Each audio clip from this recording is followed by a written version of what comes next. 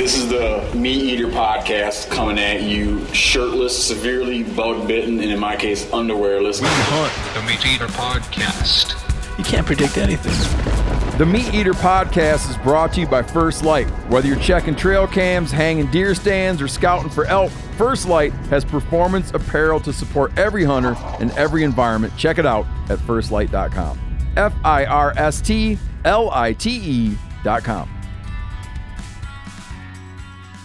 Is the machine on, Phil? Machine's on.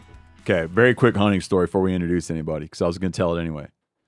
So I'm sitting there with my daughter we'd hunted the youth season. What the hell, I am going to introduce Danny Bolton's here because his daughter was there too. We hunted the 2 days of the youth season. And then on the actual opening day of general season, we're up hunting, and I get to a spot, and I'm like approaching where I want to glass from, hidden dawn off the other side of the ridge, and I slip over the ridge and nestle into the sagebrush, and which I'm expecting my kids to do the same. But at the crest of the ridge, they find a fossilized clam stuck into a rock. So I'm glassing, and they're like back and forth messing with this fossilized clam. And they get the Leatherman, they go back, they come back to get me, and I am mad, and I'm yelling at them, whisper yelling at them. Like, did you notice how I slipped over and nestled into the sagebrush, and you guys are like actually at prime time in the morning, it's 8:30 a.m., and you're not just crossing the ridge, but hanging on the ridge? I will mark the clam. Did you tell them they were lily dicking around? Something like that? I said a lot of stuff. This sounds like so much fun. It's Jimmy dicking. And I'm yelling at the both of them over my right shoulder, whisper yelling. I'm like, well, come back. Do you want to be here? Like, I'm not up here for me, all that dad stuff. Mm-hmm. And also my buddy goes, geez, there's a big buck. It's like coming up this draw 100 yards away. He's kind of got this look on his face, like the buck's got a look on his face like, duh, this ain't good. And if I had not been yelling at him, I would have probably detected it. Yeah. But it splits and takes off running. And my daughter, she's not going to do a quick shot, you know. And we see it go over a hill, and we see it go over another hill way off. In this area we're in, you can like see the tracks real good. So we go over there, we eventually pick up the tracks. So it's pretty exciting because you could. Mm-hmm. And we go over another rise, and all of a sudden this thing explodes out of, from me to Danny. Poof, he was like laying under the sagebrush patch. And my son is quick to shoot in any situation to a fault. I said, get him, Jimmy, meaning like if the opportunity were to present itself. Yeah. Do you know what I mean? Like whatever. You it had stops. That, you I had don't that know. nuance in your delivery there. I was like, get him, Jimmy. And he started flop, raining. Flop right in the neck. So it's like yeah. Nice buck. And dude, my daughter was upset. Because in her mind, that was her deal. So how'd you navigate that? She's still pissed. I'm navigating that by planning more. I'm navigating that by planning more deer hunting trips. How did you initially determine who shoots first? Like, because I was toting my daughter's rifle. Okay. We had all kinds of junk. I'm like carrying the rifle. Yeah. She was like, you carry her gun? You never carried my gun. You know, and I thought about whether that was true or not. And I think he might have had a point. But I'm just like, I don't know. I'm nicer to my daughter than I am to my boy. I don't know why. That's all. Danny's daughter got her first buck. Yeah, she did great. Like never shot anything with a rifle before, and had her practicing, and I had a little awesome stock on 3 bucks. And then we ended up getting to a spot where they dipped into a nice little ravine, and we couldn't see them anymore. So we kind of moved up on them and got to 180, got her set up on a tripod, which is perfect. From where I was standing, I could see them, but I realized from where I set the tripod at her height, there's still a lot of brush. That's So- a good realization when you're taking kids out. Yeah. It's like, it's right there. What do you mean you can't see it? What exactly is the problem? Yeah. So it was good though, because it gave me a time, like I could squat down and tell her like, hey, okay, the thing's right there standing broadside. I'm going to move up 10 feet. Once I set this tripod down, it's all you, you know? And I really stressed with her to squeeze the trigger and don't rush it. And we moved up and she took her time and took the shot, but then she hit it, and I didn't see exactly where she hit it. I was looking through the binos, but it only had like 10 feet to go for it's out of sight. And it ran forward, and she was really stressed that she made a good, you know, I don't know if I made a good shot. I think I really like yanked the trigger, which I don't think she did, but she just like, we knew that was kind of our opportunity. We had been stalking it for like an hour, and this thing was about to dip out of sight. And then it would be a big stalk to get back on them. So she did like, which is good because you're like, hey, you know, take your time, but hurry up. But Also this is do the it. time. Like, if this thing moves, you know, you're not going to get a chance at it. Take your time relative to the amount of time we actually have. Yeah. There's a Which real only thin I line. understand, but not really. But she got it. She's like, you know, I knew that thing was going to move. So I like felt like I just had to shoot it right there and perfect shot. You know? Calibers are we running for these daughters? I got a 7-year-old I'm trying to. 6'5" Creed. Perfect. Yeah. Can I give you a hot tip? Please. Okay, then I'm going to introduce you.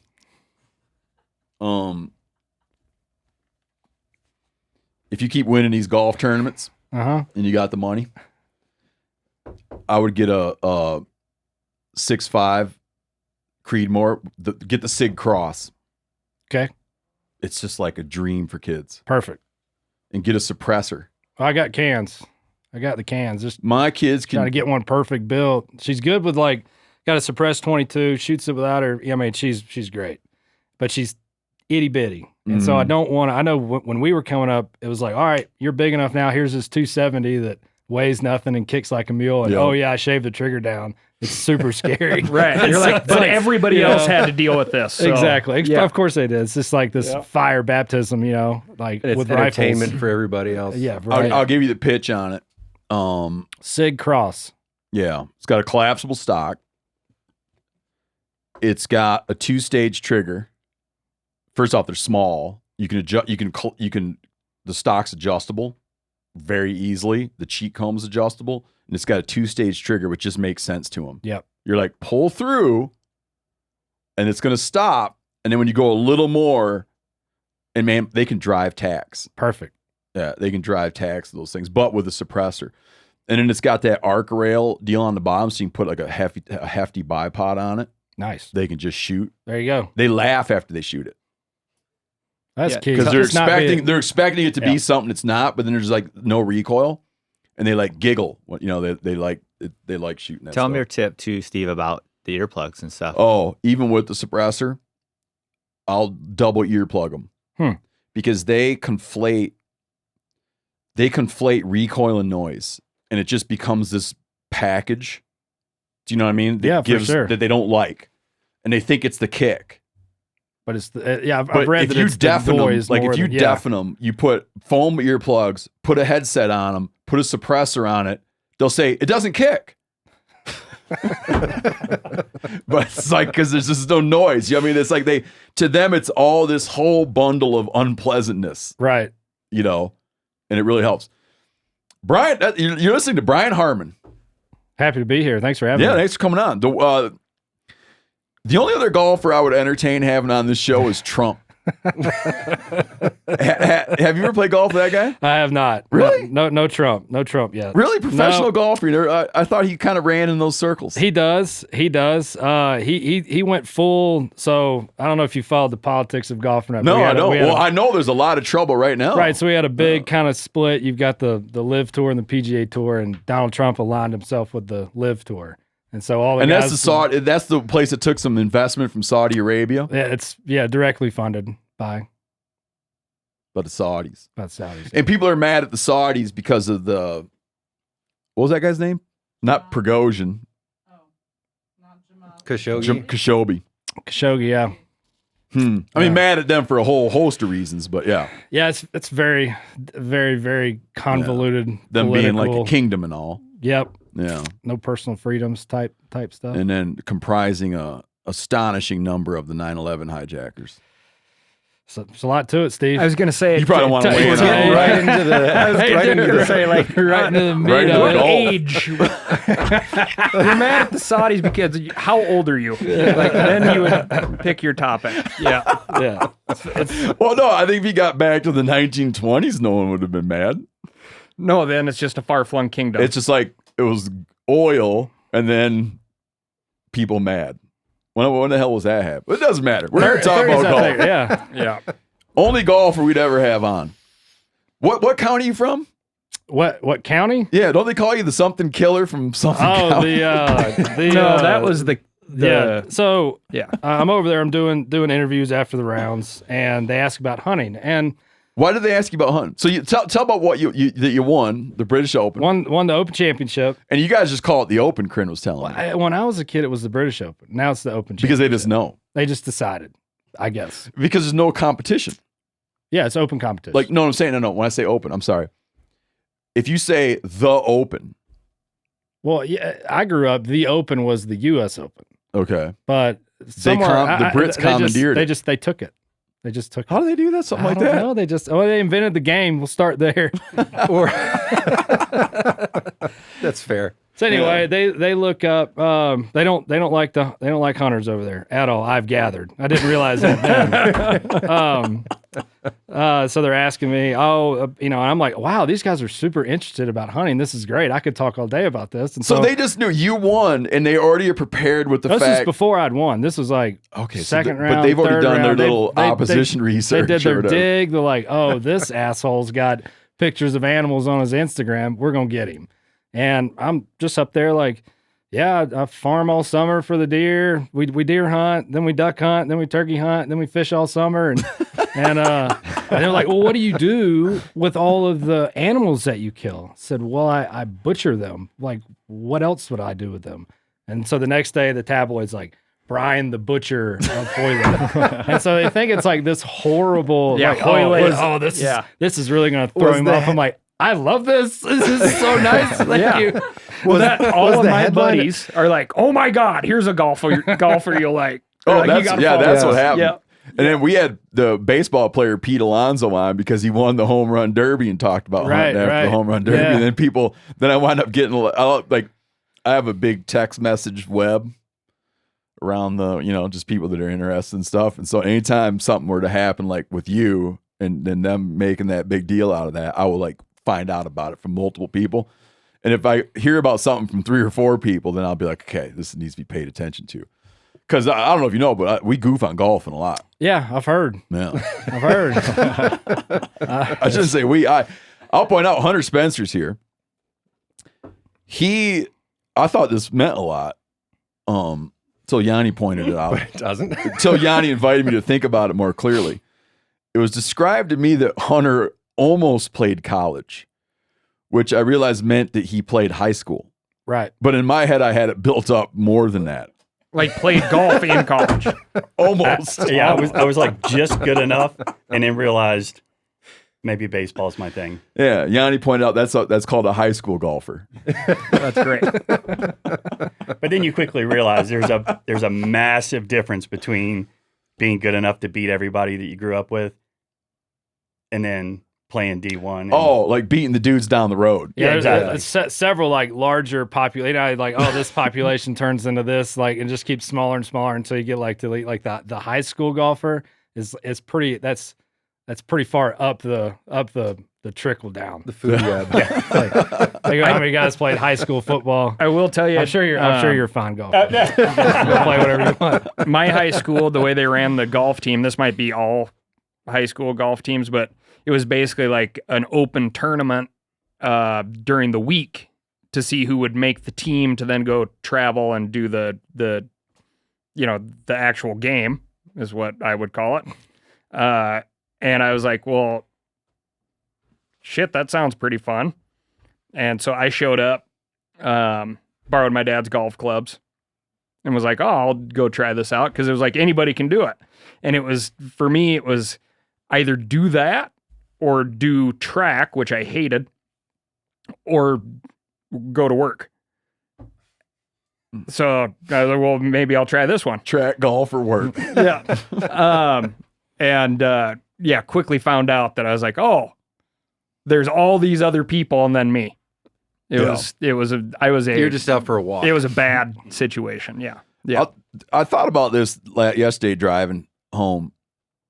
Here's the main reason I hate golf. When I was a kid, we grew up on a lake, and it was common to whap golf balls out in the lake, and then you'd go dive for them, right?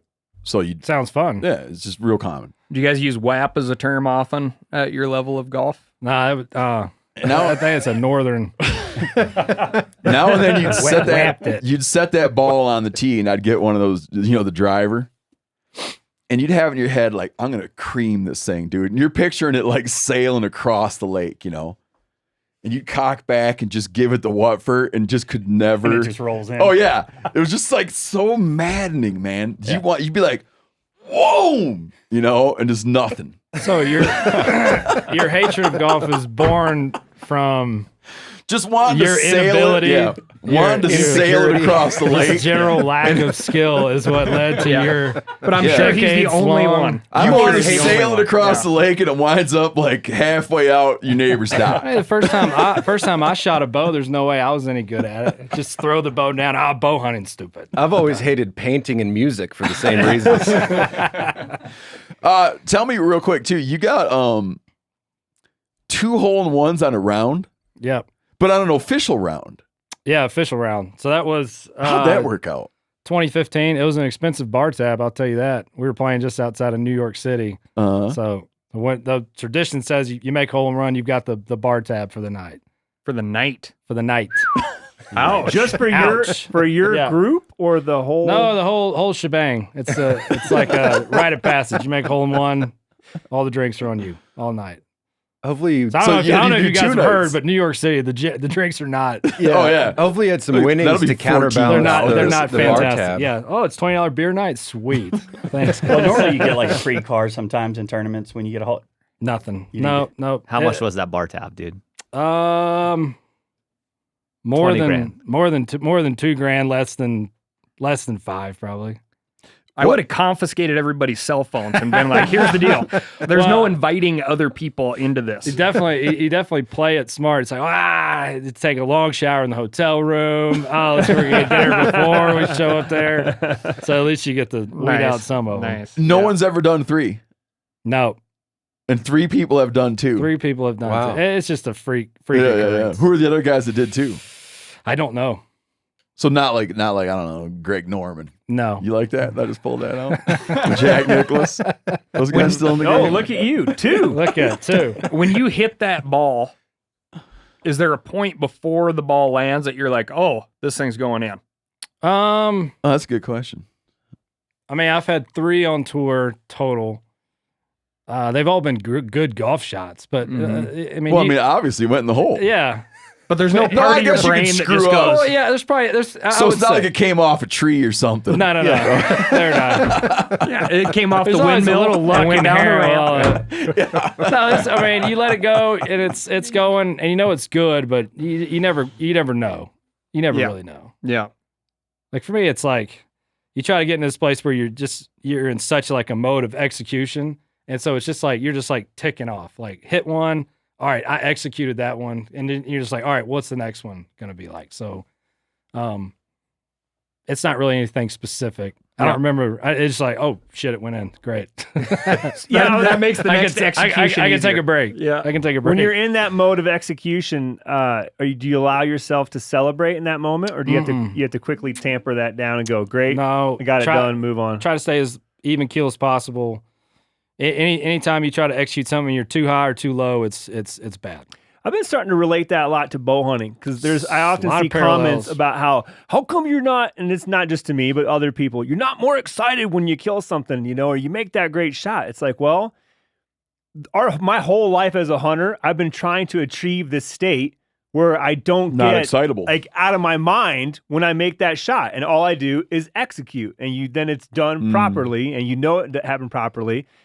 And, sure, later you can, party and celebrate. But in that moment, it's kind of like, oh, okay, I stayed cool and I did it. Yeah, in certain parts of your body, certain things in your brain, like, I'm no neuroscientist, but I think that in your brain is little vials of, no one's discovered them yet, but little vials of emotions.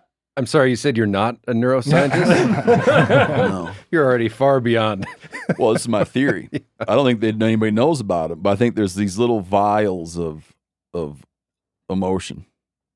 And as you get older, you drain that, the vial empties out. Like excitability, I think you just use it up over time. I think like fear of grizzly bears, you use up over time.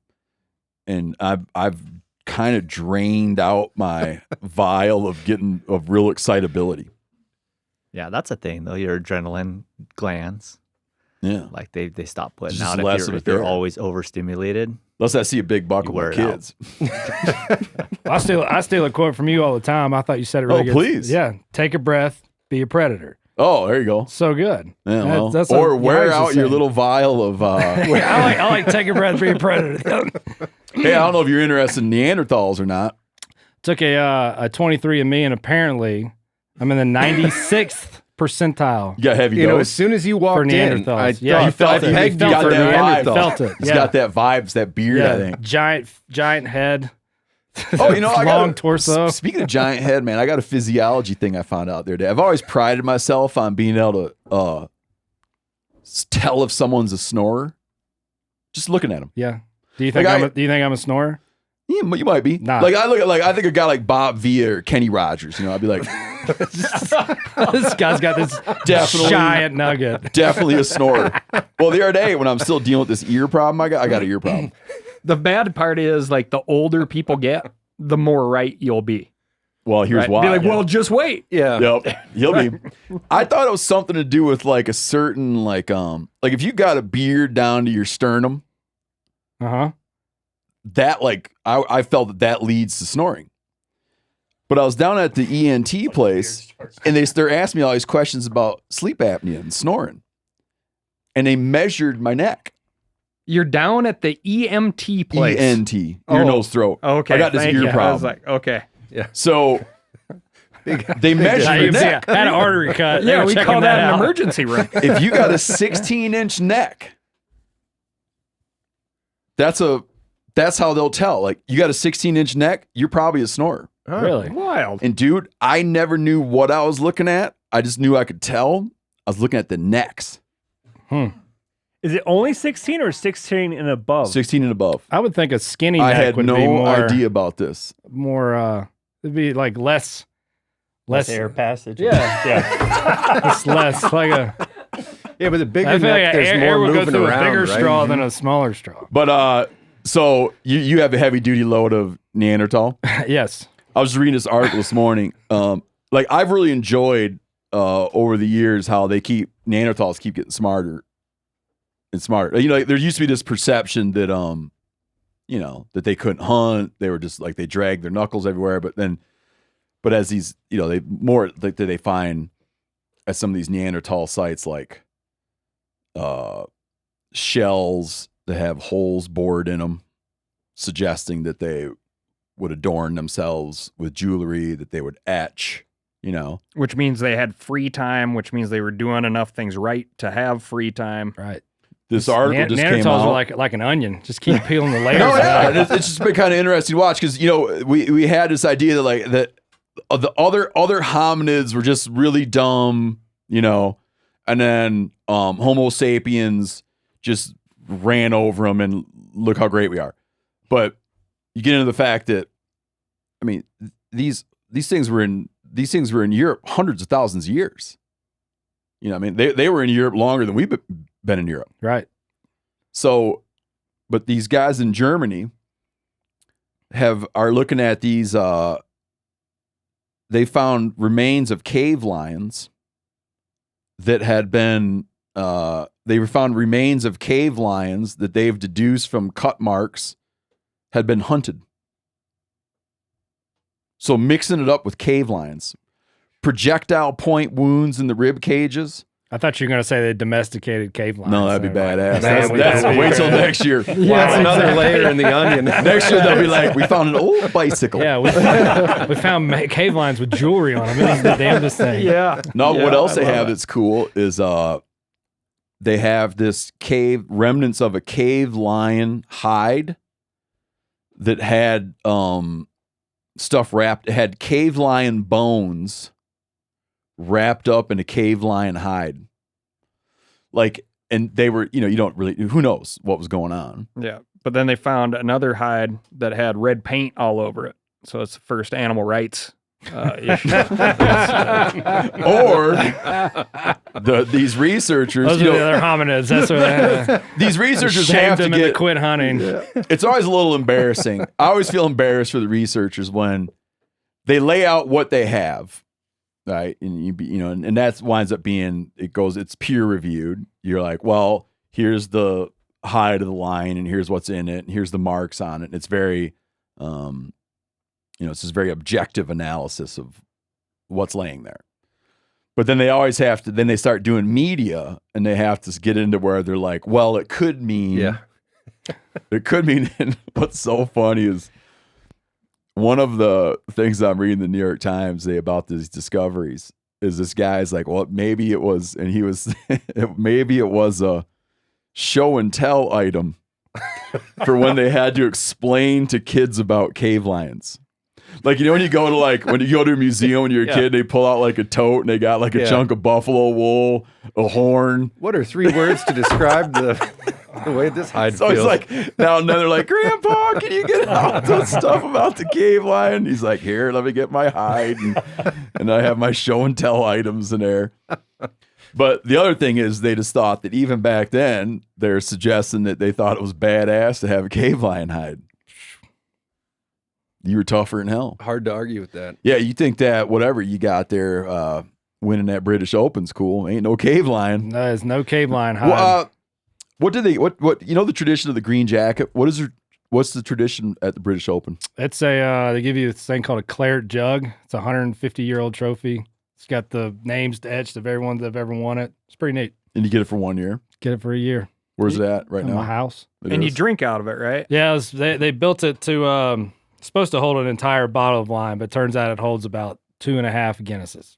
Oh, nice. Nice. Now, because there was one part of one of those articles that was, trying to be like, this guy's could win the claret jug. What will he fill it with based off of your hunting background, right? Yeah. Butcher's blood. The Butcher Ahoy Lake. Yeah, beer and bourbon are about the only things that have been in it. Really? That's funny. That's a lot of bourbon. Yeah.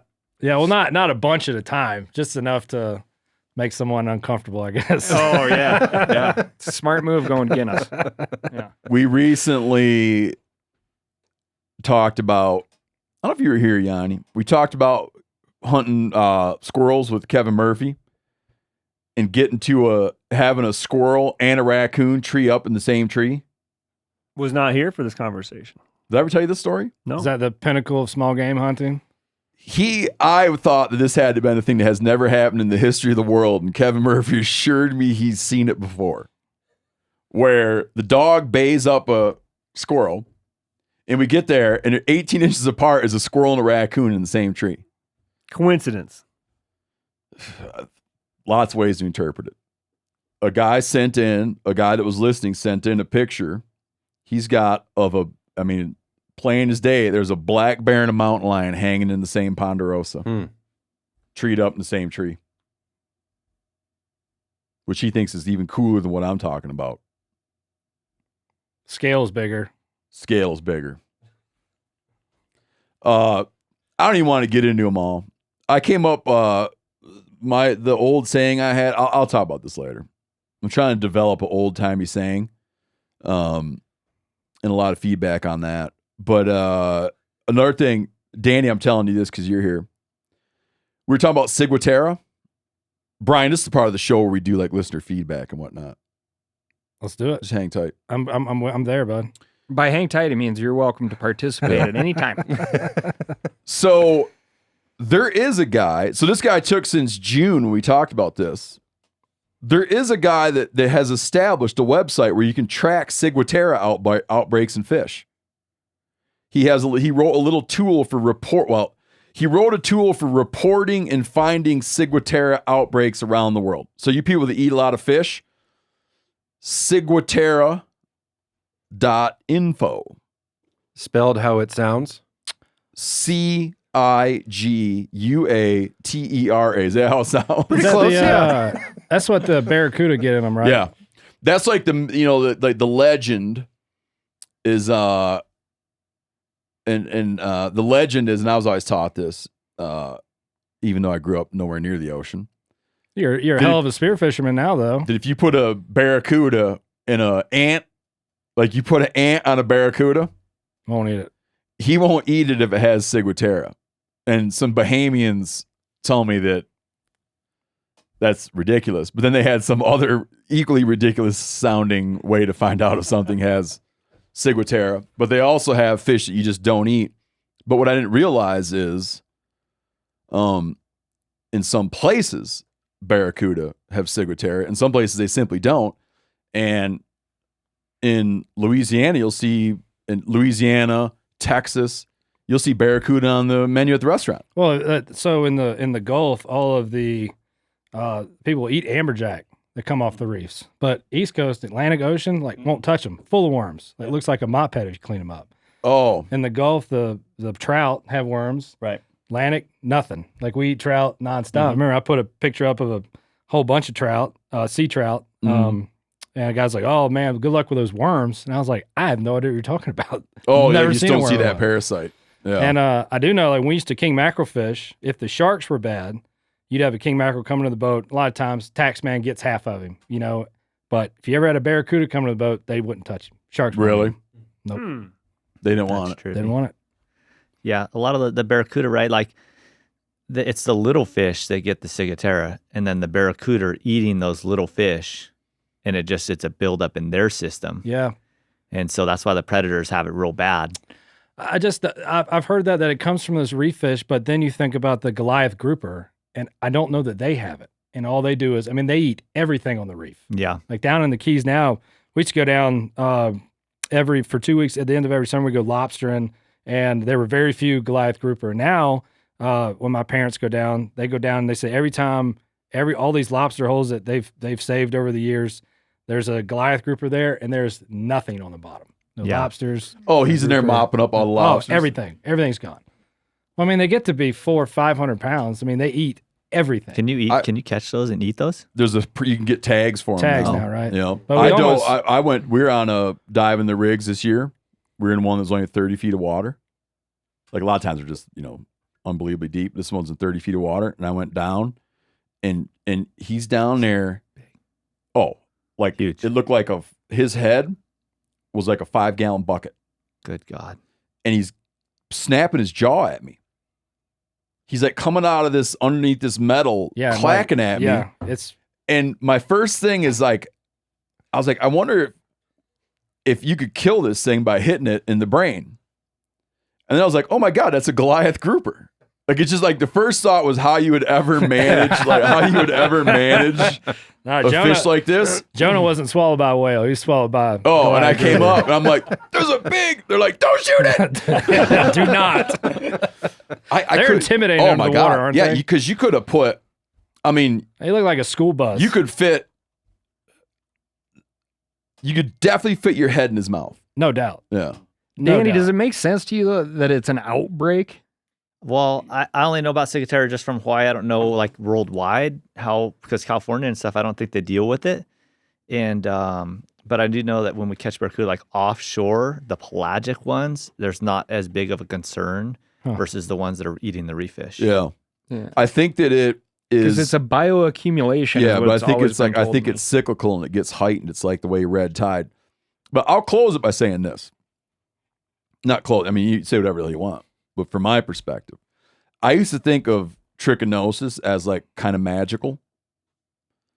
And then I eventually got where I really understand trichinosis.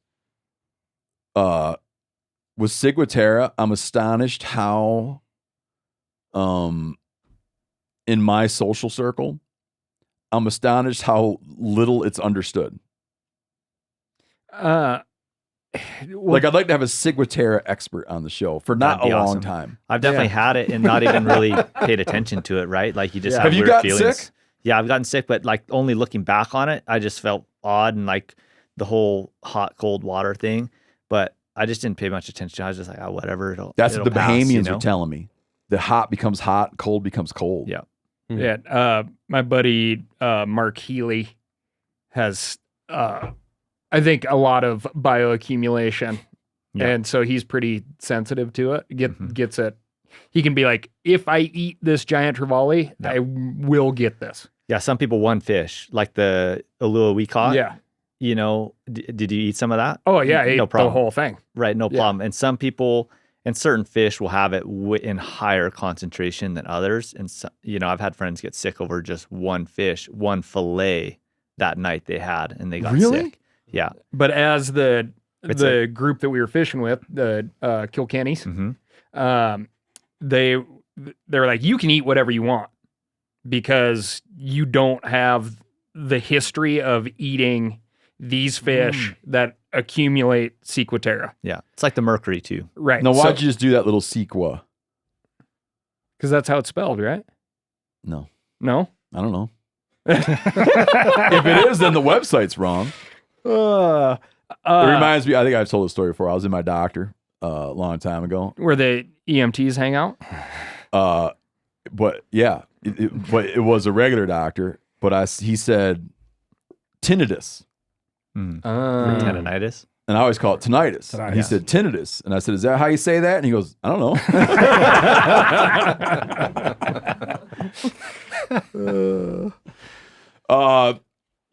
Yeah, man, Corinne may be a great Ciguatera expert. Okay. For like 30 minutes. And maybe somebody who's had it real bad too on Yeah. the same podcast would be great. Yeah. Yeah. Or a survivor, or a member of someone like a really think you die tragic from story where someone didn't make it, but then we have their next of kin. Yeah, I was about to say it'd be hard to get the one that didn't make it. This could. Yeah. This I'd could definitely get like to this talk could to, wind up being That's what AI is all Donahue. about. We could get a Yeah. medium and We're going to just get them up talk here. to someone who's Yeah. The mercury and the big game fish that's an odd. Well, I thing to had try a to- friend struggle with it for like 3-4 years and just sick, and then eventually couldn't get out of bed and like hurt to ache. All his joints ached and didn't know what was wrong with him. Mercury poisoning. Had to go on some crazy diet, get all the stop eating fish, and he was eating it like a couple times a week, right? And it was bad. Like he couldn't walk. He thought he was dying. Yeah. Seth got mercury poisoning. Are Some people you- say he didn't, but he did. Do you believe that he did now? I do. Yeah. I believe that he got mercury poisoning. It all adds up. When How you did he get it? reconstruct the couple months of his life of eating big halibut and pelagics 5 nights a week, and that him and his wife developed the same symptomology and had talked about it to other people before they talked about it to each other. Yeah. I It's love just too much. I love how Like they're the sore knuckle, like the sore hands and stiff joints, and they're in just like a cycle of eating fish to where they always had some more. And so they were like constant.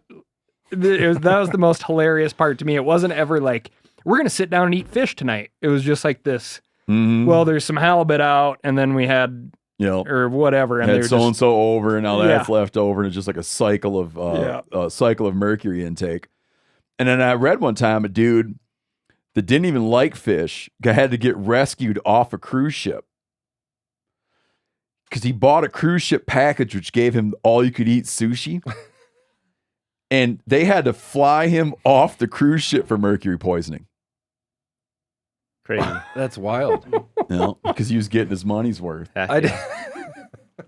Does it just accumulate in some fish, or is Yeah. it all fish? Yeah, so like especially the bigger fish. Like so tuna, like and they started finding it in cobia, Yeah, East Coast, which we all love. it's fish that Yeah. eat fish that eat fish that eat fish. and tuna, they'll say like anything under 20 pounds, like you're safer, especially for pregnant ladies and stuff. You're not really supposed to eat fish, but Yeah, yeah. like if it's under 20 pounds, they say you're a little safer. Again, I don't know how that's like could be an old wives' tale, but they say the bigger the fish, the worse off you are. well, no, I think the reason it makes sense, right, is like they grow super fast and then they hit like a plateau point. So when you're income to growth is in a certain range, right? That makes sense. Yeah. Like mahi, right? Like mahi don't. Yeah, but like an ahi, you stay at 100 pounds to 200 pounds for a couple of years or whatever. Yeah, exactly. But that first, you could go from 0 to 60 pounds in 1 year, you know? Yeah. Corinne, you can cancel that expert. Just wrap that up. Corinne, This is gonna be an awkward phone call. I just entire walked away. solution. This is the last thing, and then we're going to talk about the formative years of Brian Harman. I like to periodically revisit this because it's one of my favorite quotes of all time. I grew up, so my dad hunted and fished with other World War II guys, and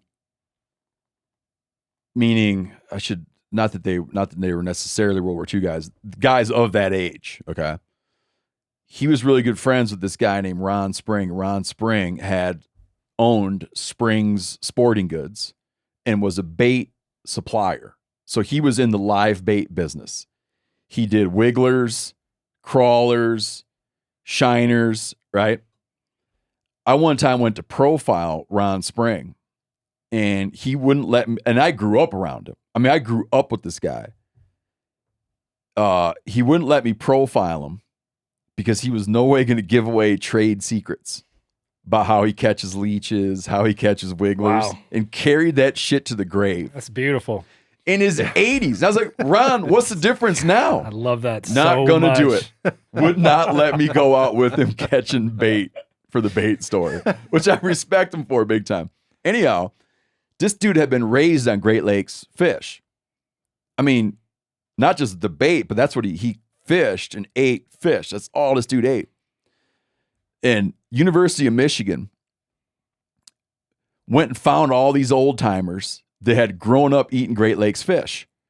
And he would have to go down there every few months to do these tests and studies and shit because they're trying to check on these elevated heavy metals from people that consume diets of fish out of the Great Lakes. And he'd go in there and they'd give him a list of shit. They'd be like, okay, Ron, you need to go to the grocery store and buy me pound of butter, 2 pounds of burger, jar of peanut butter, some asparagus, some bubble gum, some mouthwash, right? Whatever the hell. And they'd wait a minute and they'd be like, okay, what are you supposed to buy at the store? And he said to me one day, he goes, Steve, I wouldn't have remembered that list if I never ate a piece of fish my whole life.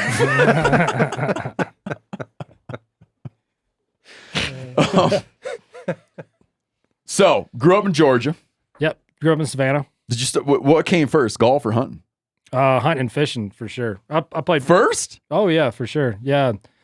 I didn't start golf until I was probably 11 years old. I played baseball, football, basketball, played all the stuff. Didn't find golf until like a little later in my childhood, but growing up fishing with my dad is how. Was he a golfer? No golf in my family. He might he might hate golf worse than you do. Yes.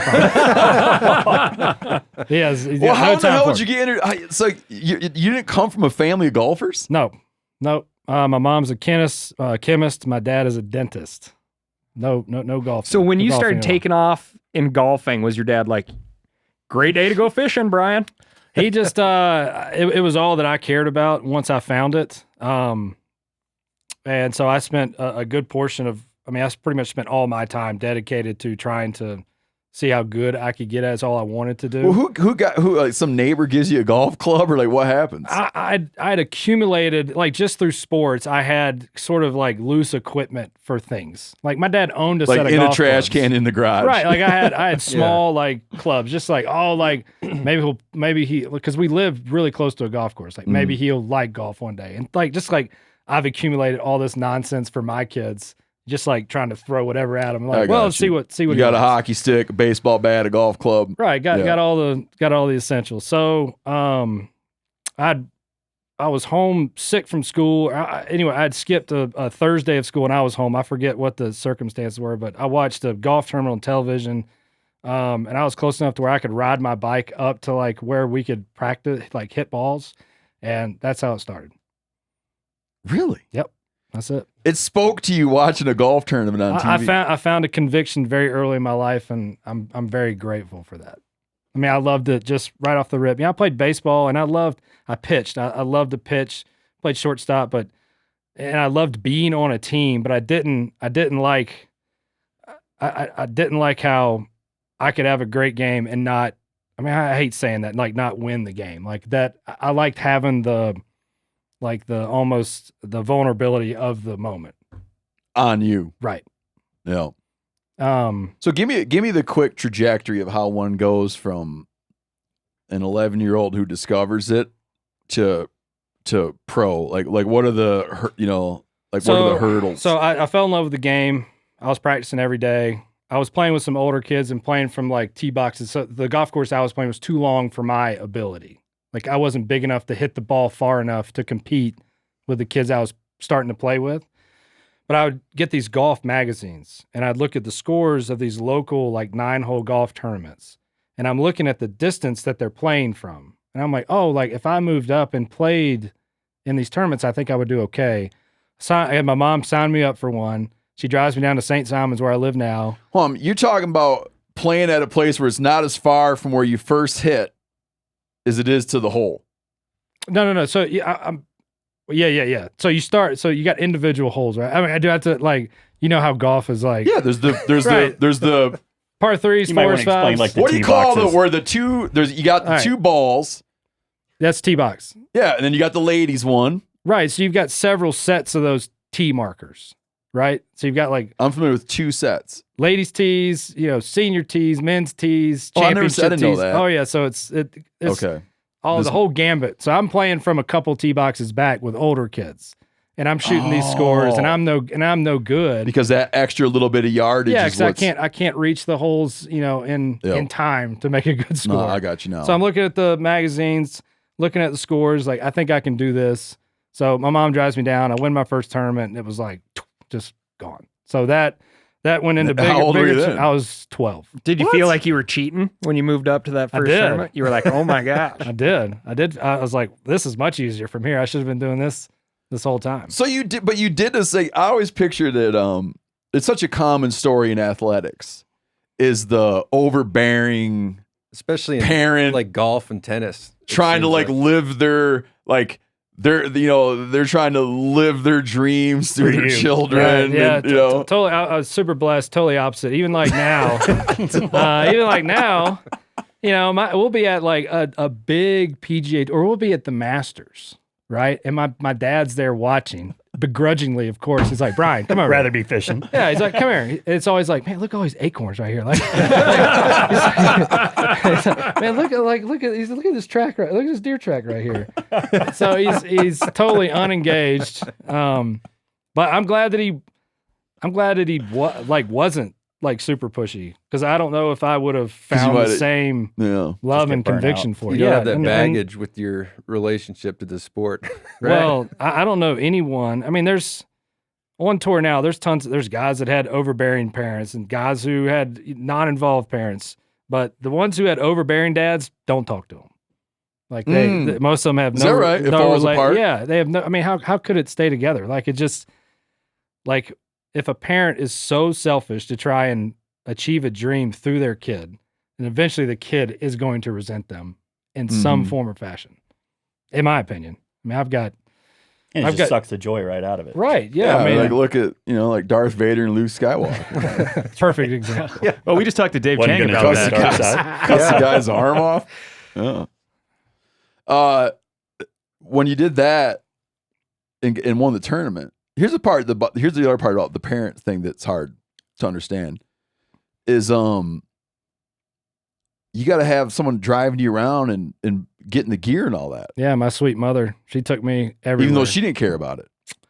She cared way more than my dad does, but she was always very supportive. She was never like, hey, it's 9 a.m, like you should be practicing. Like that never happened. That did not happen. But if you pointed out that you wanted to go to something, she was going to enable you to go. She was there. I don't. There's no way I would have made it and been successful without that support. I would have had to have gotten really creative. But you could have gotten into, like, you could have been an aquarium enthusiast, and she would have driven you to the pet store. Correct. Just whatever. She was just going to help you out. Yeah, I was. She loved tennis. She didn't play. She just loved tennis, and I played tennis early and played in a few tournaments and stuff like that. And she really wanted me to be a tennis player. But when I decided that golf was what I wanted to do, and it's just what, and she never brought it up. It wasn't like golf and tennis are like kissing cousins, well, right? yeah, pretty close, pretty close. Individual. So, except one of their arms gets freakishly bigger than the other one. Oh, does it really? Oh my yeah. gosh! I didn't know that. Rafi Nadal's left arm is 3 times the size of his right arm. Whoa. Really? Yeah. Look it up. Kind of walks I in had circles. no idea. Yeah. Seriously? Yeah. Huge. Hey, do you have like a really intimate relationship with a particular caddy? Yeah, mine. That's what I mean. Yeah. No, That's the thing I did. So how many years? Like, We've how been- many years have you had your caddy? We've been together 11 years. Probably the longest tenured guys out there. It's a really interesting Yeah. dynamic. When I learned we about that spend in 6 golf- hours a day together. When I learned about that in golf, that surprised me. This is like it becomes a partnership. Oh, 100%. Yeah, and those guys they're really good at what they do. I mean, my guys got to know how to read me and know when I'm running hot and running cold, and It's like not just being a caddy; it's like a psychologist. Oh, It's yeah. somebody to. oh, he probably knows me better than my wife does. Yeah. And I probably know him better than anybody else on the planet. It's just Is he just on a cut of winning? Like, how do you guys sort that whole deal out? yeah, he gets he's on a salary every week, and then he gets a percentage of all the on-course stuff. Do you guys do monthly reviews and like Who goal- reviews smart who? goals? It's and shit? usually just over a beer.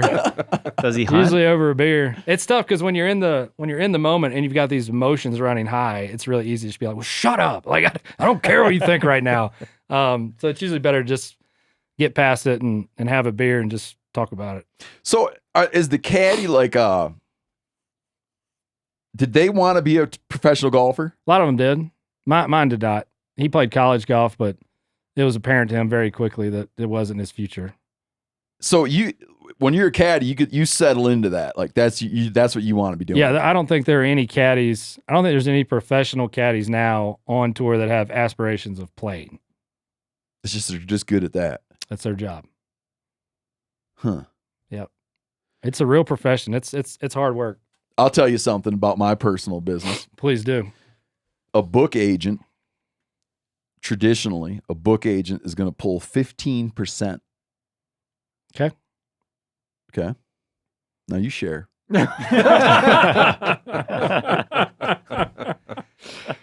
Well, first off, thank you for sharing some intimate details of how books work. I got agent, caddy. They all get percentages. That's what I'm curious. Like, I'm not asking about your relationship with your caddy. What's like if you win what do you guys call it? A purse, a prize? Yeah, the tournament. Yeah, if we win the trophy. But yeah. no. What is the cash amount called? The purse? What do you guys use? Yeah, so just the purse is usually considered the entire thing we're playing for. So just be like the winner's check. Okay.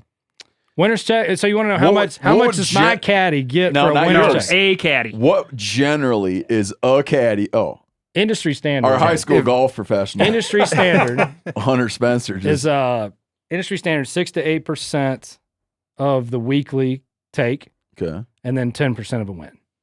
Oh. So they're pretty invested in this. Yeah, they make good money. They do good. They make good money. But that's funny too, because then it becomes real emotional. It's emotional for both you guys. Because when you're up there and you're close, he's licking his lips too. Right? Well, He's like, hey, if my guy here doesn't screw this up, I get like a good chunk of cash. well, there's 2 ways to look at that. Okay. Do you do all this for the money? No, but it makes it possible. Right. The money. So it's like it becomes very complicated. the money. It's and I can speak for his name's Scott Tway. He's one of the most fantastic people on this planet. He's my caddy. The money is always like, oh wow, that too. Oh, like, yeah, I you know what I gotcha. mean. So Yeah. he works.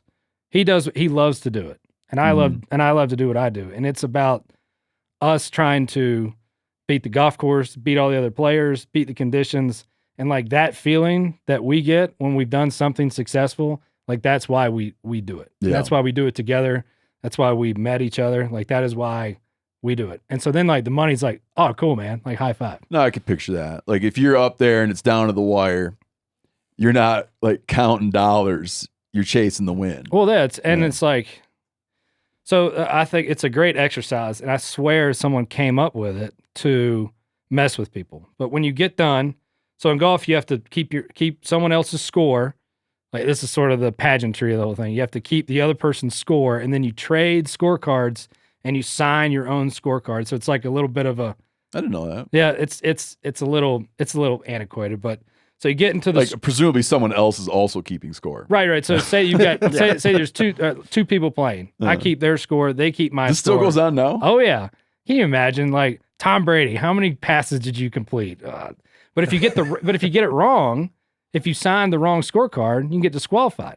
Whole thing's kaput. Whole thing's gone. It's cheating. At a tournament. At a tournament. I am still with pen and pencil or pencil and paper, writing down some other score, and then I signed that one.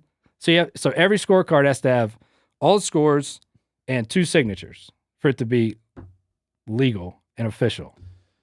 I would have thought at this point they would have hired like a guy to watch. Well, I'm sure there are those people. Yeah, there also are.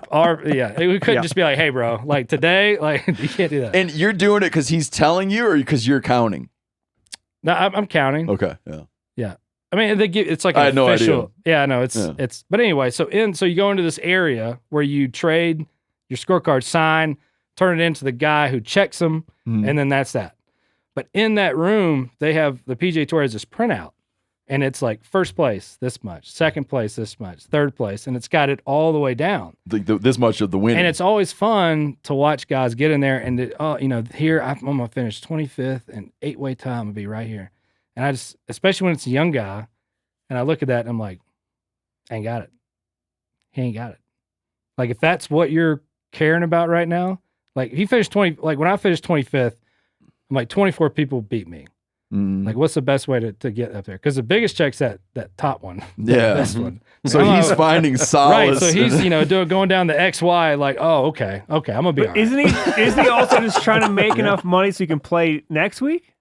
Maybe? I mean, maybe, but. Or are there not anybody on the professional tour that's that starving? There's nobody on the PGA Tour that's going to lose money for a year now.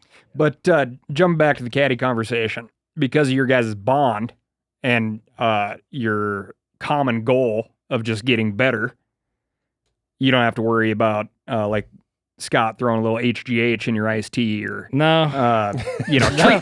you like a thoroughbred racehorse that maybe just needs an extra jump on the line. I wish. Now we get drug tested like every 3 weeks, every month. Really? Oh yeah, World Anti-Doping. Mm-hmm. Wow. So what? First off, how old are you? 36. Okay. What's an old golfer? 37. No. There's guys in their 40s that are still doing it really, really well. Yeah. Matt Kuchar, Zach Johnson, these guys they're just kind of timeless. But I mean, so there's a senior tour that starts at 50. There's a lot of guys in limbo, 41 to 50 years old. Oh, where you're dragging ass before you can. It's a physical game. You hit the ground as hard as you can with a stick for 30 years. Shit wears out. What winds up? So what's the thing that goes? Is it driving distance? Yeah, is distance, what you lose as you get old? And then I think it's the want to. I've got 3 kids. We spend 30 some odd weeks on the road a year. I do. They probably travel with me. I don't know. It used to be 60, 70% of the time. Now it's 20 or 30% of the time. Because of school and everything. Yeah, so you just end up, you're by yourself in a hotel room for 30 weeks a year. And at some point, you get to an age where you're like, I don't want to do this anymore. Like this is it's like I'd just rather be home. You run out of gur. Yeah. You run out of heart, run out of want to. Does your caddy hunt and fish? Yeah, he's come with me a couple times. He loves to his older brother is Bob Tway, famous golfer, and he just bought him a little place out in Colorado. So he's about to trailer his whole tractor and all his outfit up to Colorado to try to help him out. What do you mean? Just doing shit, cutting stuff down. Oh, okay. Proving the land. Oh, so he's helping do some wildlife management, landscape work. Mm-hmm. Oh, that's cool. So he loves to hunt. He fly fishes a little bit. He's been down to the Keys a few times fly fishing, but he mostly just hangs out with his boys and comes to work. Mm-hmm. What? How do you rank your guys' performance in like the snappy dresser lineup?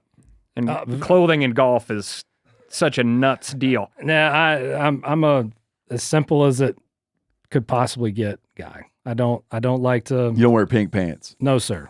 No white belts, no pink pants. I don't dress up like an Easter egg. What colors do you golf in then? Just drab? Solids. Just drab, grays, earth tones? Solids. Grays, whites, blacks. So what, you don't have to tell me this with you specifically, but just in a norm. Do you guys lift every day? Like what's the expectation on physical training for what you guys do? At home, I train 3 days a week in the gym. I do another day of like body reassessment, and then most of us have these PTs that travel, and so we're getting constant work. On the road, I'm only 1 day a week training, but when I'm on the road, I'm at the course probably 6 days a week. Mm-hmm. So there's a difference between like being in like really good athletic shape and really good golf shape. Okay. Like golf shape's more flexibility and repetition, and we do most of my gym stuff is to try and increase distance, but most of all like decrease injury. Like just trying to bulk up as much as I can to where my body can take the impact. Because like when you think about it, you go chop wood all day, hands hurt, shoulders hurt, back hurts. Like that impact and that sudden deceleration, it just like it wears you out. What's the most common injury? Backs, hands, wrists, elbows, shoulders. That's where it goes. And then how does your hunting and fishing calendar, like summer's out? Yes. Like, what's the hunting and fishing calendar for your program? We switched the schedule around a little bit on the PGA Tour to where if you have a nice year, you can take most of the fall off. What's a nice year? You mean you won some money? You've won some money. You're finished in a certain echelon so that you can afford to take, because last 11 years, our seasons, they've started in October and they've ended in mid-September. And so it's a constant what? Yeah, it's a constant year-round schedule. So the most time I would have had off any given period would have been 3 weeks of no golf, no tournament, nothing important that I felt like I had to play in. It's the way that you keep your job on the PGA Tour is that it's a year-long points list. And if you finish inside the top 125, you get your job for the next year. Mm-hmm. And so it's basically been a constant revolving door the last 11 years. If you don't win a tournament, you've got a 2-year exemption or whatever it is, but you're almost constantly under stress of I have to go play at least a little in order to get ahead enough to be able to play. Right. But if you win a big tournament, you get pulled out of that. You end up with different exemptions and different access. It's all about your access to these tournaments. You don't have to chase it year round. Yeah. Right. So if you win a tournament, you're thinking, well, I'm going to go take some time off. Yeah. Is that what you do then? Yeah, I do. I've touched the club once since the Ryder Cup, and that was 4 weeks ago. What have you been doing? Farming. Unsuccessfully. Butchering. Unsuccessfully. Tell me about your farm program. What do you got going on? I bought a place last year, big piece of hunting ground, about an hour south of where I live. And it's just, I've been just immersing myself in trying to manage it for the wildlife. And what kind of ground is it? Wet. It's very, very wet. A lot of upland pines. In Georgia, we do the whole pine tree farm regeneration, regenerating the land and stuff like that. So I've got. When you say pines, what? Loblolly pines? Loblolly slash. Very few longleaf anymore. But when they come and they clear cut, and then they replant the pines in rows. So we've got probably half of my farm's in that. And that's a 40-year cycle or something like that? Yeah, 30 to 40 years. Okay. So lots of burning down there. A lot of burning. Too, yeah. But it's tough because I'm right on the ocean, and at every tide, the wind switches. So you've got the time to burn up for, it's we want a perfect west wind. I'm like, yeah, but it's high tide in 2 hours, and the wind's switching. Yeah. And there's all these You got neighbors to pine worry trees about. everywhere, right? So I mean, This is embarrassing if this is a widely known thing, but the wind switches with the tide swing. yeah, because of the water that's in, the water Because the temperature. water temperature differentials. The water temperature and the land temperature are different, and it's not. I got you. Yeah. It's not like you'll have a 20-mile-an-hour That west warm water wind, goes out and colder but water it'll comes flip. in. It'll flip yeah. it. It's slack tide. It'll change a little bit. So if you're planning on a west wind for a burn, and all of a sudden you get an east one, well, now you're running a head fire through something that you couldn't, and you might be in some trouble. Your hunting land is on the coast. It's within, it's within half a quarter mile of like not open ocean, but like back river, brackish ocean. Got it. So I've got about 25 acres worth of food plots that we tried. And What'd you try for that? we do this, it's oats, wheat, rape, radishes. We try to, a lot of years we'll top seed it with these iron and clay peas. Try to stay away from like the ryegrass. Why is that? It's not native and it'll seed out and just a nightmare. Oh, it spreads. Mhm. I got you. It's- Like and it spreads like a radish. No one ever has a radish infestation. Radish infestation. Our turkey numbers are really good. We've tried to, like I said, burning, and but the water's been the big problem. We've Too much of it. too much water. You got beavers? Got so many beavers. Is that right? Really? But those are southern beavers, man. They're not the pretty ones. Yeah. They're not. I'm not sure their fur is worth much of anything. Is your dad? He likes his land deal. Probably loves huh? it. Yeah. He loves it. So he'll ride your ass about the farming. He loves it. Like It's he all never did wants to about do. golf? He retired last year, and he's my man. He's my land manager right down there. He's down there. He's doing great. So what's you guys goal with the place? Well, that's where I struggle because I've got some. Sorry, so for example, I've got these trees that are ready to be cut, ready to be harvested, and you cut these trees down, and it's like, well, now what do I do? Traditionally, there you would replant it in rows, with this mounded up with these pine trees, and in 30 years we'd cut it down again, and I just don't know if that's the way. Like I don't know if that's. So I'm tempted to make it, to try to figure out what it was and maybe restore it that way. Can I help you with this? Of course you can. Can I connect you with Robert Abernathy? That'd be fantastic. Oh, dude, yeah. I mean, if you just realize that trees didn't naturally grow like that, no. and there could be a wildlife benefit. No, the reason I struggle with it is that, so I bought this farm selfishly because I love to hunt and I love everything that goes involved. I like it top to bottom. I like the farm. I like killing them. I like eating them. I like butcher. I like all of it. But I don't know what my kids are going to be into. Yeah. And it's like, and part of that, it's like if I replant these trees, because it's a successful way to grow timber and to harvest it. And it's sustainable. So you being torn is like, do you want to pull it out of commercial? Right. Don't want to stop, taking any sort of income off the land because I care about the landscape, or, do I kick the can down Plant the road a to little my parents, future crop like, for here? your kids. Right. It was funny because we're going to return to this, and I want Cal to talk about this longleaf deal. The Robert Abernathy, who I'm friends with, he was the CEO or president, however they run it, of the Longleaf Alliance. He's retired. Cal will tell you who's in there now. But I met people with Robert down in South Carolina who were showing us, and they were literally showing us, like, my parents planted this for us kids. Yeah. Because the turnaround. Oh, for a longleaf is... No, the loblaw. Oh, loblaw, yeah. And it for telephone poles. That's right.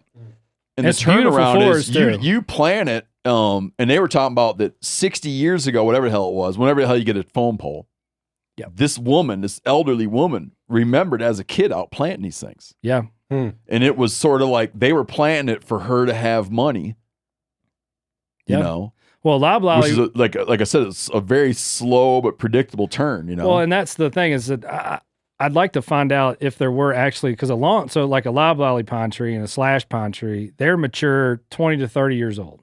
And then at 30, they're almost, I've got 30-year-olds that are telephone pole stuff right now. Okay. Yeah, I'm probably off on the years. No. But So for a longleaf, which is what traditionally our southern forests were consisted of, it's 100 years before it's a mature tree. Like it's a very slow growing. So it's not. That's your grandkids. That's not a sustainable. Well, I mean, you think about all the things we use pine trees for, cardboard boxes, all the stuff that is just constantly going. Like it's not feasible to plant longleafs if you have a tree farm. Understood. So, but it was traditionally what was there.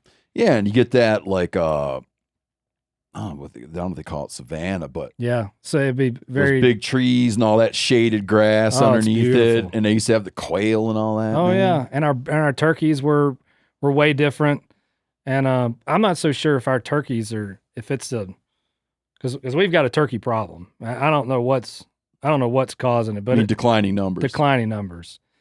And I thought the other day that maybe I've listened to a bunch of different stuff about it, but I think it might be I'm not sure if it's the actual type of tree like loblolly versus longleaf, because I don't think there's much nutrition for a turkey in a pine tree. But I think our forestry practices, like we used to have to keep the lanes maintained, and then you would burn it so that we could access it, like so that we could walk through it. And you end up with all this great habitat for turkeys. Well, now these forestry machines, they'll go anywhere. Like the terrain means nothing. And so we've stopped burning. We've stopped maintaining these lanes because when it's time to cut, you just go in there. They're going to cut it no matter what. Cut it no matter what. And when you burn these loblollies and slash, you weaken them, slightly, but enough. And we get these pine beetles, and that'll be that. And so a forestry guy will tell you, don't burn anything. Whereas all the turkey guys are like, oh we want to burn everything. But the guys that are just looking at it for timber. that's no burning. No burning. You got to go. It's very close to you, but tall timbers. Have you heard of that? I have not.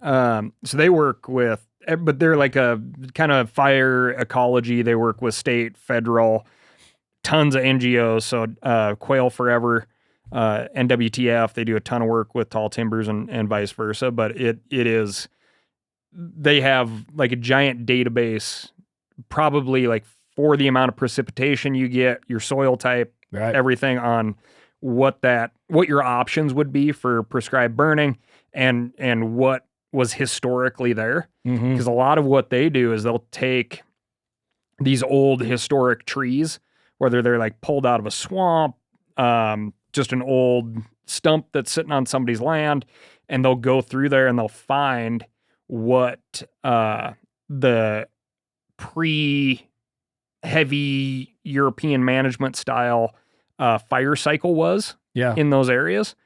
And then they can look at the seed bank as well and be like, oh yeah, and here's all the plants that were here and kicking butt. It's interesting though, the damn economics of the farm will always be in the way.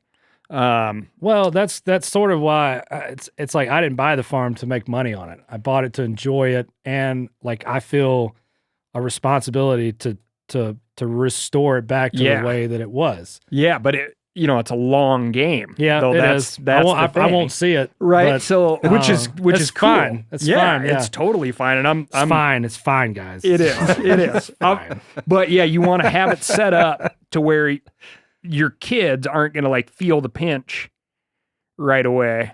And but like using cattle as deforesters. Oh man. And doing cool stuff like that, could that supplement the timber a relatively hands-off approach? It's certainly what they used harvest. to do there. There's these they call them these lift stations where they drill down into the Florida aquifer. And one was leaking, so I have a well guy come out and he fixed it. He goes, man, they probably did this in the 19-teens. And then we've got these water chestnut trees. They call them cow oaks. He's like, I bet what they used to do is that they probably used to graze their cattle underneath all these big cow oak trees, and this is where they water them. So they had a couple of these different water stations. Interesting.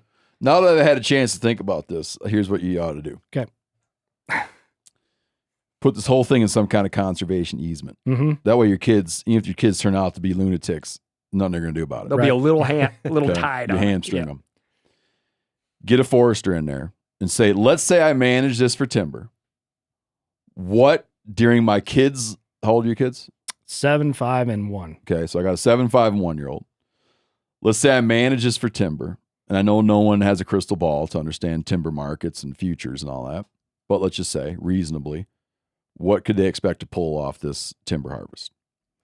Take that dollar figure, go out and win that much playing golf, put that into some kind of little fund for your kids. So now you don't got to worry about screwing them out of the timber money There you go. because you just left them the money.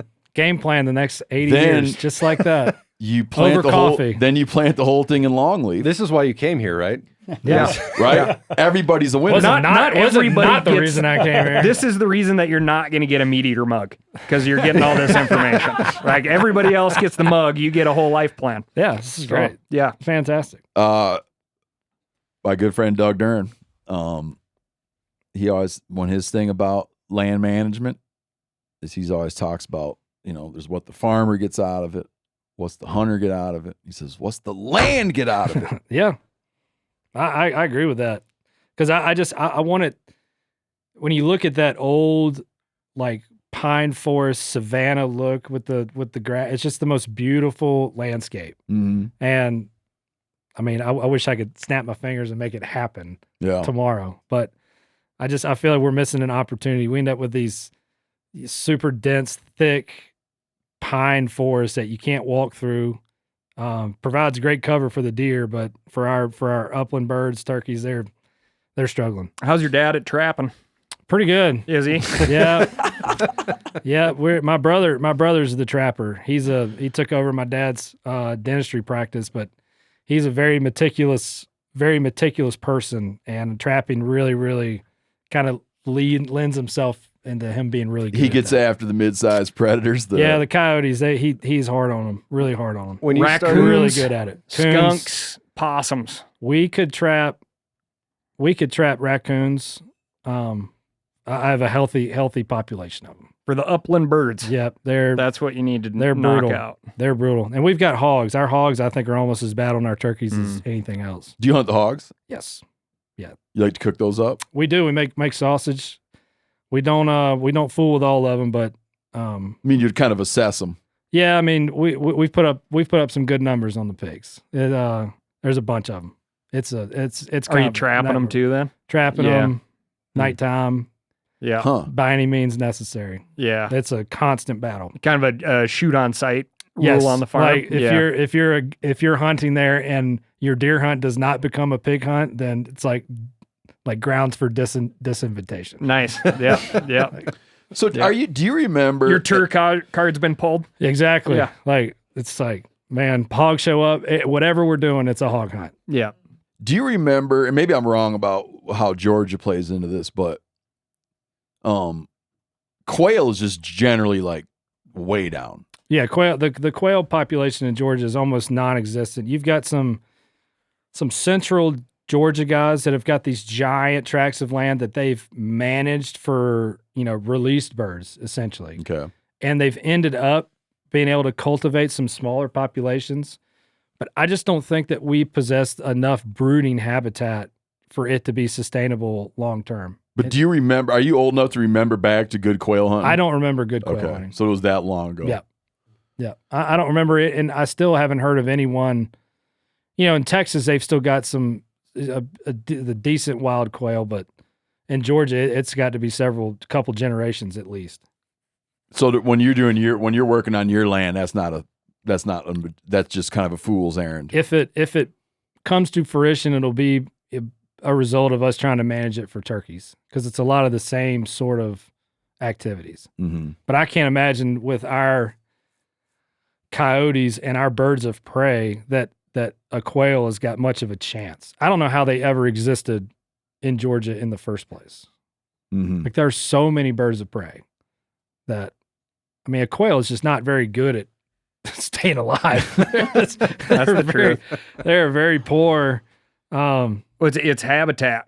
Yeah. That change in the habitat regime, right? I know Georgia, it's DNR, Georgia DNR, right? Yeah. They have some really cool programs on some of the state WMAs where they have sustainable wild quail populations. It'd be like drawing a big game hunt where like you put in for a draw to go hunt. To go hunt it? Yep. Really? Yeah. And then if you get drawn, you get You can bring people with you, but you're still held to like the 1 person limit of quail.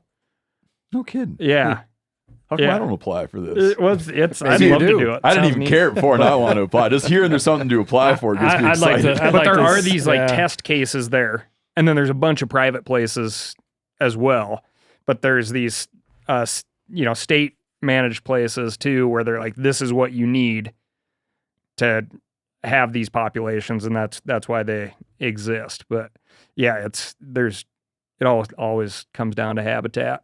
Yeah, I have a WMA neighbors to my north and south, and our Georgia DNR, they need more funding and more help. It's That's where all the hogs are coming from? Overwhelming.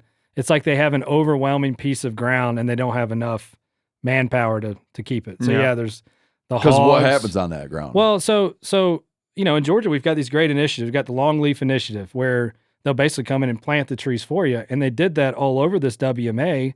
But the seed bank of slash and loblolly is so heavy because that had been timbered before that it just shoots up, and they're like, well, that's that.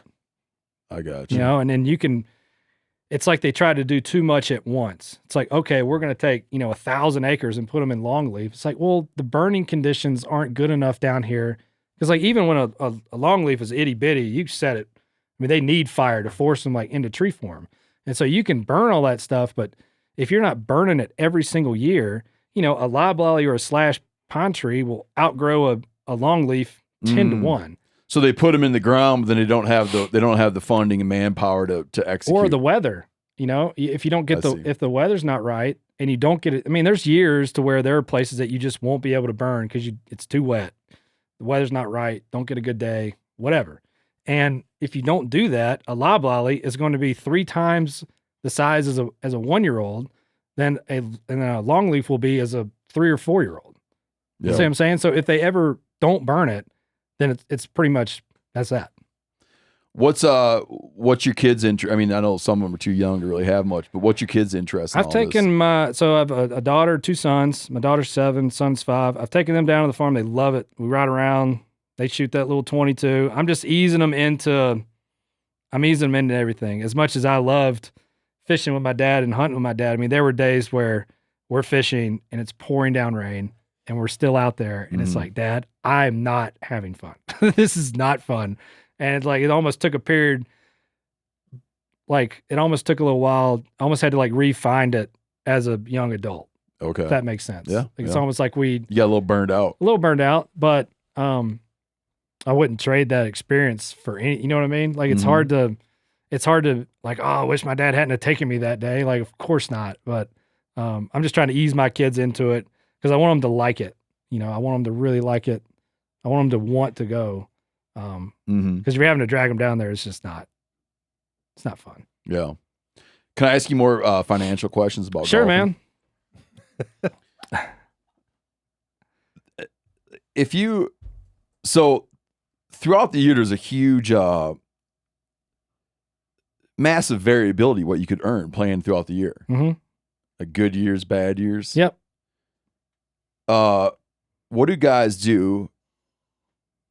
You have an expectation to you whatever you figure out what your house costs, family, everything, and you have an expectation that you need to turn that. There's some dollar figure that you have to hit, and everything else is gravy. But what are these guys doing that go through that thing and they don't hit it? It's a lot of stress. I mean, do unhappiness. you then spin out and have to go get a job, and then that job pulls you out of trying again the next year? That's happened a lot. There's a lot of guys that, I've always operated to where I don't purchase things until I feel like I wouldn't have to finance them. Like I've got things that I want, and those things haven't changed in size. Like I always wanted a farm, and like just because I was successful doesn't mean that the acreage of that farm tripled. Right. So I've just never let myself get into trouble in that sense, but it's happened a lot. Mm-hmm. Like as I've gotten more successful, like my house size doesn't need to get any bigger. Like I've got a 24-foot boat that I bought several years ago, and like it's the biggest boat that I can own because it's the biggest one that I can take care of. Like if I had a bigger boat, it would be a complete pain in the ass, and I'd have to almost pay someone to like take care of the boat for me. And I don't want to have to do stuff like that. So do you always have to live where? Do you always have to live where you have to anticipate that you might just have a shitty year? Yeah, I mean that's real. Like you have to have There's a no buffer. base salary Mm-mm. with your card. Nope, 0. How many Americans make a living on like not in the golf industry, but how many Americans make a living playing golf? Probably. Not like golf pros and coaches. Yeah, but I'm touring pros that make a. I mean, it depends on what. Probably 150. and then out of maybe all less. that, how much out of your annual you do all kind of, you probably do endorsement deals and sponsorships and all that. Yeah. Is that more important than the No, the winning money is more it's, important? It's about as pure of a meritocracy as you get. Is that right? Yep. So make more money on the course than you do off the course, for the most part. But the better that you do on the course leads to more off the course stuff. So it's all about like how you perform. Mm-hmm. But you should love that.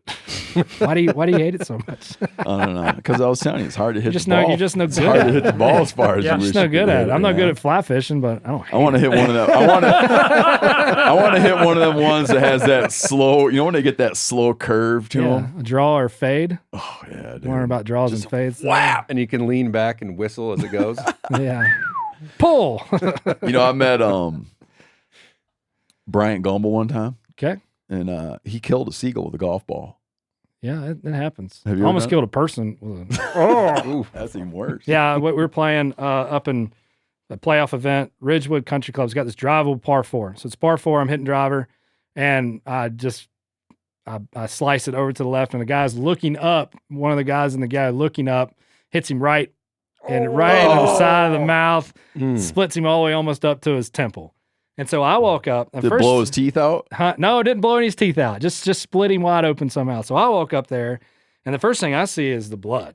Sure. There's this puddle of blood. And the first thing I think of, like, that's a dead deer. So I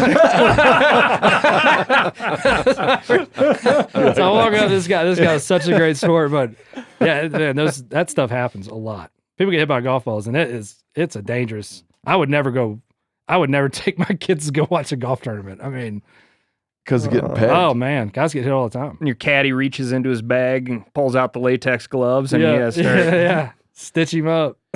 Do you ever stitch him up? Do you ever strike relationships where you get to fish on, or you do any fishing or hunting on golf courses? Oh man, as much as I feel like you could leverage the shit out of that. Yeah, I could, but I have to like compartmentalize it, because if all I thought about was hunting and fishing when I'm working, then I would be horrible at what I do. So, like when I'm on the road, and I've gotten invited to go do some cool stuff. Like, oh man, you got to go fish here. You got to do this, and I'm like, I'm here. I got to work, and it sucks. Oh really? Yeah, it sucks, but. So you don't like run out for an evening bite? We go, like when we play in Honolulu, we go to Honolulu every year, and there's this huge flat right behind where we stay. And there's guys that are out there, and they catch these giant bonefish. And you just watch them out there all day long, walking around like, God damn, that looks fun. Like, man, that but looks you won't fun. let yourself do it? Nope.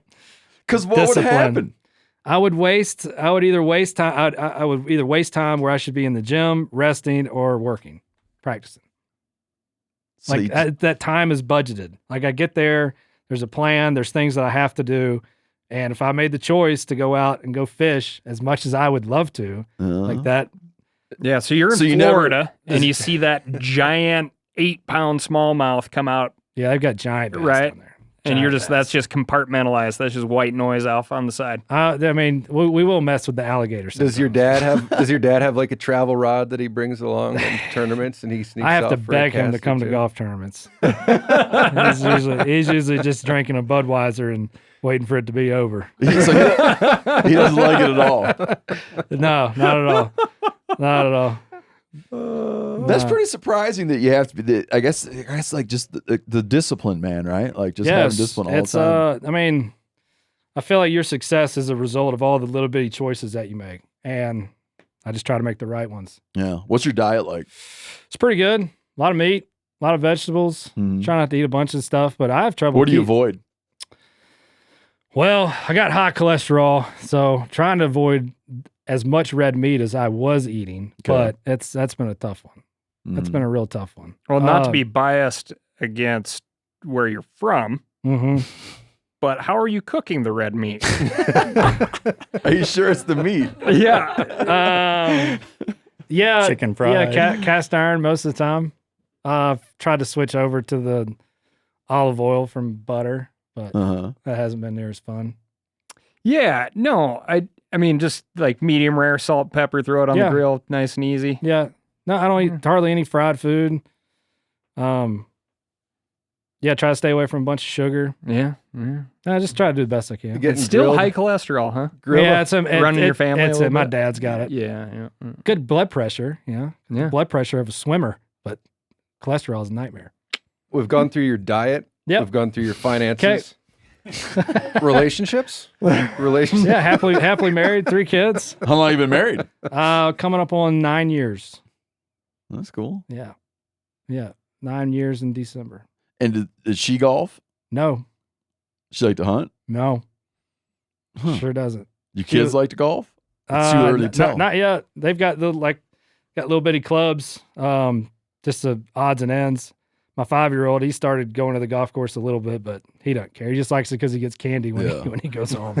Oh, they're not training like 4 hours a day? No, sir. No.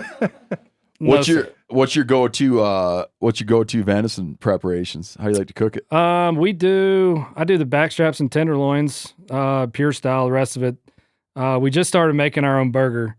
Would usually, take out the really nice parts, keep those, send the rest to the processor, and get the burger back. So you do your own. Yeah, You do your own whole muscle stuff, then just bring it down to get it ground. right. I got you. Yeah, so most of the time we don't so it's so warm and humid where we're usually hunting that the meat's almost always coming right off the bone if we don't have a walk-in. We don't I have got you. access to a walk-in freezer. So Yeah. hang them, meat's all the way off the bone, right into a cooler, pick out all the good parts that we don't need help with, and then the stuff that, the time consuming, the grinding, and Because you got to hustle. usually You got can't just go hang it in your garage for 10 days. No, we just can't. Like Yeah. our environment, there's just no chance. Mm-hmm.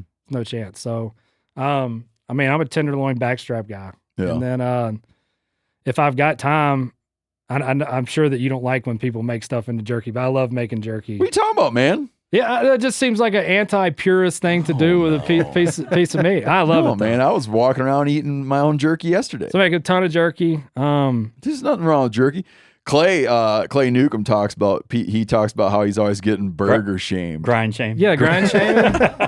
because he just grinds the whole deer up and then he has to get burger shamed. He's got to make the big 3 or the big 4. Big 3 tacos. Tacos. I need burgers, chili and spaghetti. I need heart help. The heart has been a tough one. Sometimes the heart comes out and it's like the best piece, Uh-huh. and then other times I'm like, I don't want to eat this. How do you cook it? So I've cooked it the same way every time, just cast iron and butter. Yeah. It's like it's more of a heart to heart problem. Heart Like to the heart. flavor? Yeah. That was a show. Flavor? Yeah, just like some of them, and then like some it's just like, this is like a gamey, organy taste, Like a bad heart. like a bad heart. Are you trimming it out? Trimming it out best I can. You can put it in salt water, Salt and water. that'll de-ironize it a little bit. but- Okay. I might cook you deer heart tonight. Okay. We're gonna have deer meat. Great. Damn sure gonna have deer meat. Perfect. What everybody wants to know: fixed blades or mechanical? Fixed blades. Fixed blades. Tell me more. I knew we liked each other. Yes. Tell me more. And this is my testimonial to the MeatEater podcast. You ready? Yeah. So I've been on 4 elk hunts. The first 3 of which I hunted with Matthew's bow, and I'm using an arrow that's around 400 grains, and I'm using Rage hypodermics. Now, I was 3 for 3, first 3 hunts, but it was very concerning because my arrow was not getting the penetration. It just wasn't. And I'm making shots from inside of 30 yards, made really, really good shots on some of these animals. And other than getting lucky a couple times, like could have lost elk after really good shots. I listened to the Dr. Ashby, Mm-hmm. listened to the Archer's Paradox, Yeah. Janis buddy. and started from the ground up. Bought the heaviest arrows I could find, cut them down. Just steel rods. No, they're these Easton, whatever, 10 Steer grains per shafts. inch. the heaviest ones I was because I've got a short draw. I pull 70 pounds. My draw is at 27 inches, so I don't have the luxury of speed. I've got no speed, so I've got to be careful because if I'm shooting a 600 grain arrow, like I can't shoot past 30 yards, 40 yards. It's just not feasible. So I wanted to end up with a high 400 finished grain arrow. So I did that, built the arrows, and then did the paper tune, no fletchings, knock tuned all the arrows. And the last time I went, I used a iron wheel, 125 grain. So I had 500 grain finished arrows. They were all knock tuned, and 40 yards, the longest shot I'd made on an elk, slightly quartering to total pass through, like just extra 100 grains on the arrow, different broadhead. So I'm a fixed cow, period. Yeah. I mean, this isn't exactly like a lab. Yeah. Well, I mean, there's things that it hits and doesn't hit. That's true. But I mean, I shot an elk at 12 yards with an expandable, and my arrow goes in 8 inches. I understand. And, Hit the shoulder? No, Or no? No, it was very, very dark. Hits a little back, quartering away, kind of liver into the Backside of one lung. backside of one lung. I've been doing some broadhead soul searching, Okay. and I find that not you, but us humans, we're heavily influenced by the last arrow we shot. Okay. And Lost a deer 2 years ago, which it was either because of the expandable or y'all mess much with that third axis stuff, like with the sight. You know what I'm Well, I talking mean, about. I make sure I'm dialed. Yeah. Right. Because you don't, and when you sit there in your backyard and shoot parallel to the ground, you never notice it. And then all of a sudden you start practicing. third axis at a- level. Yeah. Yeah. So Yeah. I'm straight down on this deer. Feel like I make a good shot. Yeah. It misses, the deer's facing left to right. I make what I feel like is a good shot. I mean, deer's right up underneath me, and I make a good shot and hits him in the top of the shoulder. Arrow goes in this far with the expandable. Don't find him. I feel like if I'd have made that same shot with a fixed blade, Deader and doornail. he's dead, 100%. Yeah. Because when you're shooting, I lost deer the other day, and I hit it too far back, and I kept thinking that if I had something that, now I had something that opened up like Opened a up more. hellhole. There is I no would've found perfect. There's no perfect answer. Yeah. You're probably right. You're probably right. Yeah. And we were in the south, but it was south-ish. South-ish. And man, those deer, when you get up to them, you're like, oh man, that's not a very big deer. They're not big at all. Like what you're normally thinking of, that you're aiming where you're going to give yourself 5 inches. Yeah. They're twitchy too. And it's like 5 inches puts you like Oh. in the Where you don't wanna bad be. part of the deer, man. 100-pound doe, 30 yards. I mean, Tough where target. that's a twitchy animal. Yeah. And they're already tiny. So when do you get what's on your fall schedule? When do things heat up for you guys? You're already getting after it probably now, aren't you? No, I'll start back up. I got one more tournament. No, I mean your hunting plan. Hunting? Oh Yeah. man, we got to redo food plots. We did them 2 weeks ago. Worked our hands to the bone. Had this rain coming. It was dry. Like it's hard for me because I have to pick a dry spell to plant, because I can't get in there otherwise. Like where our plots are. Like I don't want to rut it up too bad. So the rain's coming. It's dry. I'm like, let's try it. So we go plant, work our hands to the bone for 2 days, and then we got 5 inches of rain. We're supposed to get like half an inch. Get Yeah, 5. you want so a we're nice dry watched it. planting weather, then some nice sprinkles, and Right, and then that's it. So I didn't get that. So I think we got to redo all that. But when does hunting heat up for you guys? Man, I'm so focused on trying to get this place like ditched, and You're not even worried about it. not really. I mean, I sat the other night and I was like, damn, this place is still wet. I guess like just want to go buy an excavator and just start moving water. Oh yeah, you got that where you can't relax until you get unpacked, kind of thing. Right. Right. I What's just like your wood duck situation? You got a bunch piles of wood ducks. Yeah, Do you really? yeah, Piles yeah, of wood ducks. yeah. See, that's so funny. Like When we does that happen? we're like, wood duck. What? But someone kills the redhead, somewhere we're like, oh my God. Right. Oh yeah. Oh man, you yeah. guys got good wood ducks. Great wood ducks. I see. That was our duck. Go kill you 3 wood ducks, be at Waffle House at 7:15, man. Yeah. That was our growing Sounds up. very That nice. was our duck. That was like when duck. in Michigan, the opener, you get some mallards, but we would focus. We would hunt ducks heavily for a week. Yep. And it was wood ducks. Right when the season opened. We so get- like right now, basically. And then Now, man, I would just kill to go. My buddy, who I'd mentioned earlier, my buddy Doug, he gets wood ducks on his little pond. I'm always like, it'd be so fun to go in there and hunt. Yeah, that it's pond, funny. man. So there's a WMA duck hunting place in Darien. It's called Rhett's Island, but it's their old rice plant, their old rice fields. So it's diked up out of brackish water. So it's fresher water inside the impoundment. Yeah. But in order to get into the impoundment, you've got to take, we had a little duck boat and it's got a winch on the front. And you got to winch up the wooden pullover and then basically ride the boat down into it. So we're getting out there. You ever see the movie Fitzcarraldo? I have not.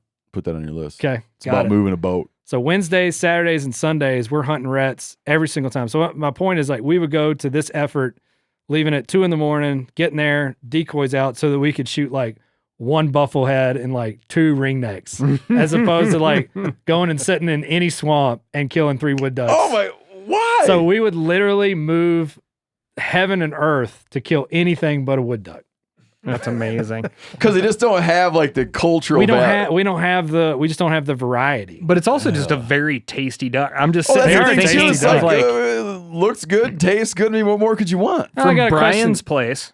Like, can you imagine? Like, I feel like my hunting would have been vastly slowed down. Like, I wouldn't know as much as I know if I was like, well, I can go to this spot, kill 3 super tasty ducks and a pig every day. Hey, you never learned anything. Right? I'd be like, 100%.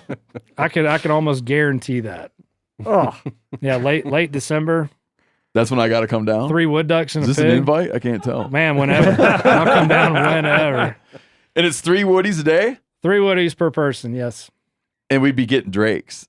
Yeah, you could probably pick out drakes. But it's hard because it's so dark, because you're in a swamp, they fly early, and then it's done. Like, there is no like mid-morning fly. And you guys don't do an evening sit You because can't. you already do the morning. It's Yeah, pretty much impossible to do it legally. because they're just coming in after dark. Yep. And you kind of ruined the spot, right? Well, yeah. I mean, you've totally blown their roost up Yeah. when you roost hunt. It's So almost what are you going impossible. out into in the morning? Like, what are they coming into to feed in? Just cypress swamps. Really, Mm-hmm. that'd be gorgeous. dude? It I is. want to it's- come down it's there cool. so bad. Come on, man. Come on. You shoot all the wood ducks you want. Really? Oh yeah. Oh yeah. We can have that hemmed up. Hunter's down that neck of the woods. Can he come with? We had You at guys talk least golf. we were part of Let this. me show you how I did it back in high school. I'd cock back. we were part of a cool duck hunting place down in Lake City, Florida, where it was a phosphate mine. And to mine the phosphate, they were always having to move the water around. So they would end up with different giant holding places and then flooded timber. So we'd go in the flooded timber and try and kill the gadwall and the teal. And then we'd hunt the big bodies of water for the canvasbacks and the redheads Cool. and ringnecks. So we had like this, but all that being said, like, we could have just been killing wood ducks the whole time. We literally drive like 3 hours. It's a really fun time in Montana right now. Like, pre-storm, we're just like starting to get the central migrations just kind of starting. And I did a lot of walking and came across all sorts of little odd bodies of water this weekend. And so funny, like irrigation ditch sized chunk of water and 6 ringbills flying off of it. You're like, oh, Oh, he's drives That's me, cool. drives me nuts when we play golf, and we have a big tournament in Phoenix every year. And they've got this giant holding pond in the middle, and it's just thousands of ducks, widgeons. I mean, just, Well, I thought you had so much discipline that you don't notice that kind of stuff. I notice it. You don't go knock at the clubhouse to get permission. He has to make that choice. It would be perfect because they all get up and leave every night too. It's like you got a late practice round or something, or you're finishing up late. They all just get up and go. That was always my favorite part of duck hunting. It's like watching them all go to roost. the lift Yeah. off. Yeah. Yeah, it's cool. So tell people how to find you on what's the best way to track your doings. I don't. You do have an Instagram I have an page. Instagram. I don't care if people find Is it public or not Yeah, it's public? public. Harman Brian on Instagram. If you want to see some. Why Hunting do you stuff. not You put farm- you adopt put the farming butcher? pictures? I don't, can you do that? Can you Yeah, change damn that? right you Let's can. change it. We'll change it Yeah. tonight. We're having dinner, Brian the right? Butcher. We'll get it all. We'll get this all figured Take out. it. Yeah, it's Brian great. the Butcher. It's great. And then what's the next big? What's the next tournament you're that's like people should be watching? Well, I got the RSM Classic in my hometown, St. Simon's, and then I'm gonna go play Tiger's event in the Bahamas, and then I'll You're be not gonna off spearfish after with him. maybe after. He's pretty good at it. Yeah. He's pretty good Do you at guys it. hang out? little bit. I showed him some pictures when we used to spearfish a bunch. And he was like, "Did you do it with a tank?" I was like, "Well, yeah, that time I did." He goes, "Well, it doesn't count then." He's a purist. Yeah, he's a purist. Yeah. I can Will respect you that, though. will you plug this show to him and say he should come on and talk about He probably spearfishing? watches it. I wouldn't be surprised if he watches it. No, but will you ask him if he'll come on and talk about spearfishing? That's gonna be a hard sell. I'll ask him. He don't like to do that kind of stuff. I don't know if you know this or not, but Tiger Woods is pretty high in demand. No, I know. That's why I'm leaning on you. That's why we're sending you. Yeah, I don't want to over lean on you, but that's why you're supposed to bring it up. Okay. And Just for the kinda record, just kind of wedge it in there, like yeah. be like, hey oh, man, nice pun there. yeah, but it looks like looks like a great day for golf. Shoot. You know what you might want to think about doing, and then something like that. I think I love to spearfish. Love trying to get better at it. But there's still, like, in order to properly talk shit about somebody who spearfishes with a tank, you got to do it at least once, right? Right. I would love to go down there and sit and just really see what the difference Find is. out just how bad it is. Right. Find out just how icky I feel. It's kind of like the greatest thing about drinking black coffee is that you get to make fun of people who put shit in their coffee. That's like people who don't use tanks when they spearfish. It's like, I don't use a horse and cart to get around anymore either. Yeah, but the half and half budget on MeatEater shoots does not get messed with. All right, so you got those coming up. Look for the guy with the pink and white striped pants. Yeah, the one showing out. Look for the guy look for the guy in the drabish attire. No, I just go to work. I go to work and I try to beat everybody. That's it. All right, man. Well, thanks for coming on. I appreciate Thanks for you having making me, the guys. trip out. I appreciate man. it. Yeah. Thank you. That was great. All right, thank you very much. Sweet.